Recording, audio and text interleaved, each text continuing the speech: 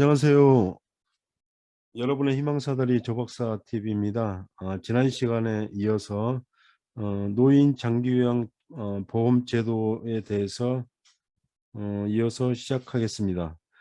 노인 장기요양 제도는 고령이나 노인성 등의 사유로 일상생활을 혼자서 수행하기 어려운 노인 등에게 신체활동 또는 가사활동 지원 등의 장기요양 급여를 제공하여 노후의 건강증진 및 생활안정을 도모하고 그 가족의 부담을 덜어줌으로써 국민의 삶의 질을 향상하는 것이 제도의 목적이다라고 했습니다. 그래서 항상 그 장기요양법 제도의 목적에 대해서 생각을 하고 계셔야 되겠습니다.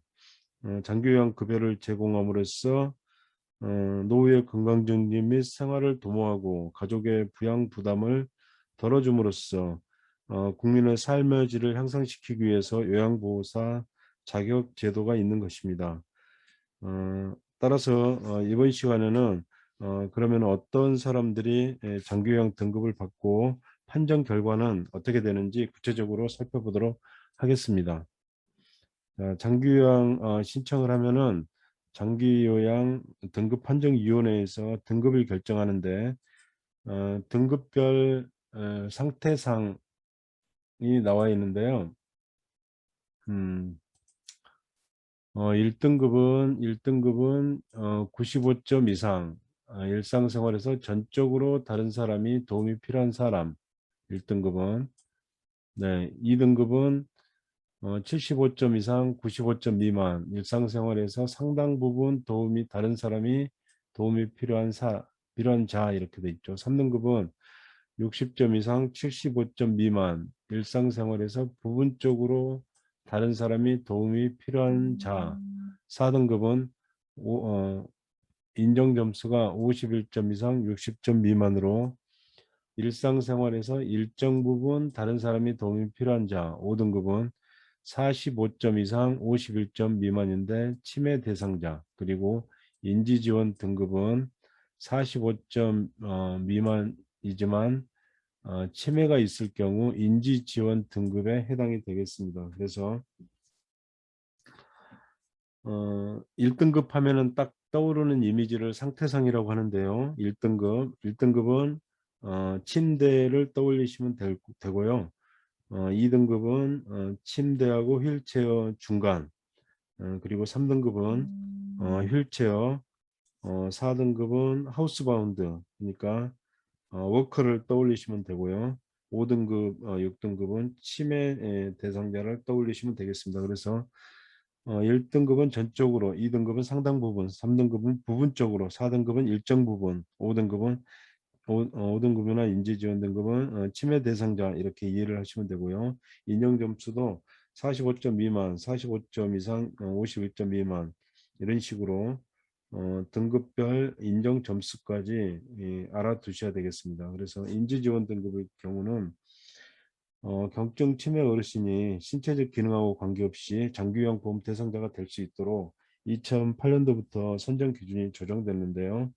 치매 증상 악화 지연을 위한 주야간 보호, 인지 개선 프로그램 등 인지 서비스를 제공하고 있습니다. 그래서 인지 지원 등급은 주야간 보호 서비스만 받을 수가 있고요. 5등급일 경우 경증 치매 대상자인데 요양보호사 자격증을 취득하고 치매 교육을 이수한 치매 전담 요양보호사가 서비스를 제공할 수 있게 되겠습니다. 등급별로 이렇게 표를 참고로 하시고요. 예전에는 51점에서 45점, 51점 미만에서 45점 이상이 등급의 A였는데 치매가 있을 경우 5등급에 해당되고요.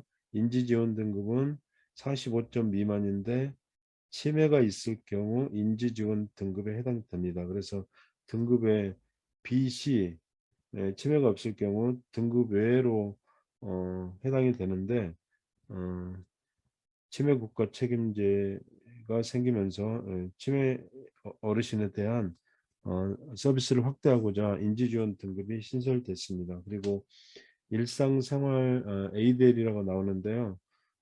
액티비티 오브 데일리 리빙 해가지고 일상생활 수행 능력 평가 항목인데요. 옷 벗고 입고 세수하고 양치하고 목욕하고 식사하고 체위 변경하고 일어나고 옮겨 앉고 방 밖으로 나오기 화장실 사용하기 대소변 조절 소변 조절하기가 있습니다. 다음 장으로 넘어갈게요. 그러면 장기 요양 이제 등급 판정을 받으면은 장기 요양 인정서하고 개인별 이용 계획서를 수급자에게 어, 복지연구 급여 확인서에서 세 종류를 수급자나 보호자에게 통보를 한 후 서비스 이용에 대해서 교육을 하거든요. 그리고 개인별 이용 계획서에는 뭐 서비스 내용이라든지 횟수라든지 비용이 들어가 있는 그런 개인별 장기요양 이용 계획서를 통보를 하게 되어 있습니다. 그리고 인정 유효 기간은 최소 2년 이상이고요. 2년 이상. 그래서 1등급일 경우는 그 동일하게 갱신을 했는데 1등급일 경우 동일하게 1등을 받을 경우 4년으로 유효기간이 늘어나고요. 2등급에서 4등급의 경우 동일하게 갱신 신청을 했는데 받을 경우 3년이고요. 5등급하고 인지지원 등급의 경우는 2년으로 해당이 되겠습니다. 자, 그러면 장기요양 급여의 내용에 대해서 배워보겠는데요. 재가급여하고 시설급여하고 특별현금급여가 있습니다. 그래서 재가급여는 뭐 방문요양, 가정에서 일상생활을 하면서 장기요양기관이 운영하는 방문요양, 목욕, 주야간, 방문간호, 단기 이런 서비스에서 뭐 신체활동이나 심신의 기능 유지 향상을 위한 서비스를 제공받고요. 재가 서비스 중 방문간호는 뭐 기본 간호 및 교육, 훈련 및 상담, 일부 검사, 투약 주사 등 의사 처방에 따른 방문 간호 지시서에 따른 그런 서비스를 제공을 하고 있습니다. 그래서 요양보호사 선생님들은 방문 간호 내용은 절대 수용해서는 안 되고 필요한 경우는 방문 간호를 이용할 수 있도록 연계를 해야 됩니다. 그래서 제가 급여는 그 제가 서비스는 방문 요양 목욕 아이고 네. 방문 요양 목욕 방문 간호 지하간 보호 단기 보호 기타 재가 급여는 복지연구 서비스가 있고요. 시설 급여는 노인 요양 시설 노인 요양 공동생활 가정이 있습니다. 그래서 노인 요양 시설은 10인 이상의 시설을 말하고요. 노인 공동생활 가정은 9명 미만 그룹홈이라고 이해하시면 되겠습니다. 그러면 제가 서비스하고 시설 서비스의 장단점이 어떻게 다를까요? 제가 급여는 평소 생활하는 친숙한 환경에서 지낼 수가 있는 점이 좋겠죠. 그리고 뭐 사생활이 존중되고 개인 중심의 생활을 할 수가 있고요. 단점으로는 뭐 의료나 간호 요양 서비스가 단편적으로 제공되기가 쉽고요. 기타 뭐 긴급 상황에 신속하게 대응하기가 어렵겠고요. 시설에 계실 경우는 뭐 의료라든지 간호 요양 서비스를 이제 종합적으로 제공받을 수는 있지만 지역사회와 떨어져 지내기 때문에 소외되기 쉽고요. 개인 중심의 생활을 하기가 어렵습니다. 그래서 서비스 제공 원칙에 뭐 제가 서비스 우선은 원칙인데요. 제가 서비스를 우선적으로 제공받을 수 있도록 하고 있습니다. 그리고 다음 장 특별 현금급여에 대해서 살펴볼 건데요.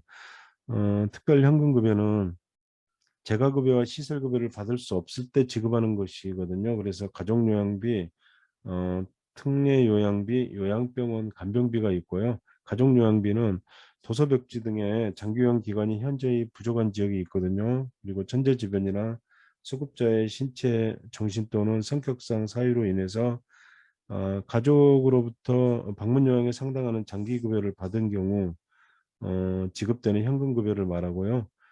지금 현재 가족요양비는 시행이 되고 있고요. 특례요양비는 수급자가 장기요양기관이 아닌 요양시설에 어, 시설에서 뭐 재가급여나 시설급여에 상당하는 장기요양 급여를 받은 경우 수급자에게 지급되는 현금급여를 말하거든요. 그래서 그러나 아직 시행되지 않고 있고요. 요양병원 간병비도 수급자가 요양병원에 입원했을 때 장기요양에 사용되는 비용의 일부가 지급되는 현금급여를 말하거든요. 그러나 현재 그 도서백지 지역, 현재의 부족한 지역이나 정신장애 등으로 서비스를 받을 수 없을 경우 가족요양비를 지급을 하고 있습니다. 현금급여로.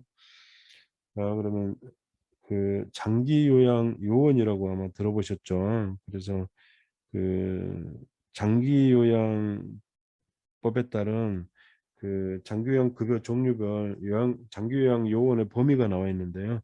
방문요양에서는 요양보호사하고 사회복지사를 장기요양 요원이라고 하고요. 방문 목욕에서는 요양보호사가 장기요양 요원입니다. 그래서 그 방문간호에서는 장기요양 요원은 간호사, 간호조무사, 치과 위생사를 장기요양 요원이라고 합니다. 그래서 이번 시간에는 장기요양 등급 판정 결과 장기요양 등급에 대해서 알아봤고요. 등급은 5등급까지 있고 인지지원 등급까지 6단계로 나눠져 있고요. 6단계로 나눠져 있고 1등급의 경우 갱신을 했을 때 4년이고 유효기간이 2, 3등급은 3년, 5등급 인지지원 등급은 2년이라고 배웠고요. 재가급여는 방문 요양 목욕, 방문간호, 주야간보호, 단기보호, 기타 재가급여로 복지연구 서비스가 있고요. 시설급여는 노인요양시설과 노인요양 공동생활 가정이 있는 것으로 배웠고요. 특별 현금급여는 가족요양비, 특례요양비, 요양병원 간병비가 있고요. 특별 현금급여 중에 가족요양비만 지금 시행되고 있는 것으로 이해를 했습니다. 자, 그러면은 이번 시간에는 이것으로 마치고요.